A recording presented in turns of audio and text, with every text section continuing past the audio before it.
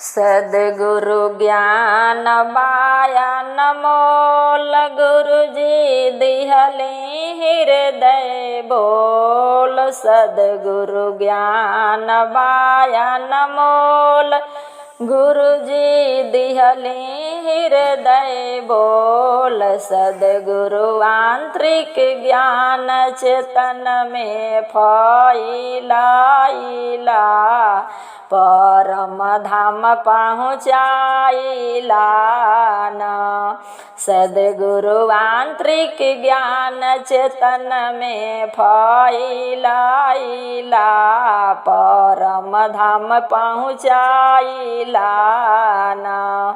करनी सदिन बयान राख धर्म में ध्यान। करनी सदिन बयान राख धर्म में ध्यान। सद्गुरु ज्ञान मूलाय गिला राह दिखाइला परम धाम पहुँचाइला न। सद्गुरु ज्ञान मूलाय गिला राह दिखाइला परम धाम पहुँचाइला न। सद्गुरु ज्ञान बायन मोल गुरुजी दिहली हृदय बोल। गुरुजी दिहली हृदय बोल। गुरुजी दिहली हृदय बोल। सद्गुरु आंतरिक ज्ञान चेतन में फैलाइला परम धाम पहुँचाइला न। एक बिंदु पर मन टिकाई भेद भरम दूर भगाई। एक बिंदु पर मन टिकाई भेद भरम दूर भगाई। आत्मा ऊपर का लिख सफ कर देखाइला परम धाम पहुँचाइला न। आत्मा ऊपर का लिख साफ कर देखाइला परम धाम पहुँचाइला न।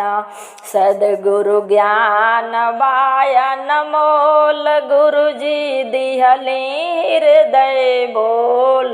सद्गुरु आंतरिक ज्ञान चेतन में फैलाइला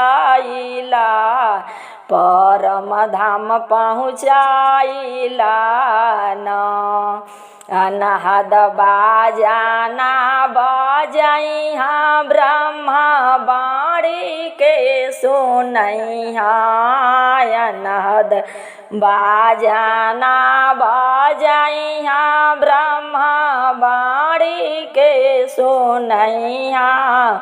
त्रिकुटी आज्ञा चक्र माया पार कराइला परम धाम पहुँचाइला न। त्रिकुटी आज्ञा चक्र माया पार कराइला परम धाम पहुँचाइला न। सद्गुरु ज्ञान बायन मोल गुरुजी दिहली हृदय बोल। सद्गुरु आंतरिक ज्ञान चेतन में फैलाइला परम धाम पहुँचाइला न। स्वामी ब्रह्मानंद जी की बाणी शीतल होइहा ज्ञानी। स्वामी ब्रह्मानंद जी की बाणी शीतल होइहा ज्ञानी।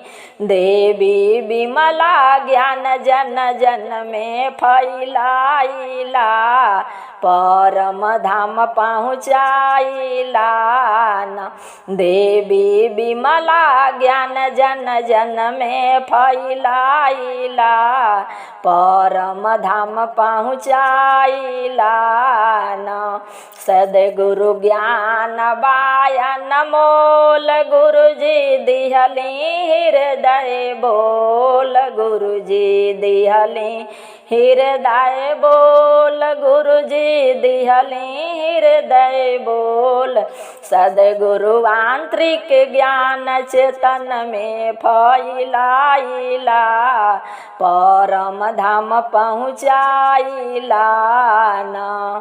सद्गुरु आंतरिक ज्ञान चेतन में फैलाइला, परम धाम पहुँचाइला न।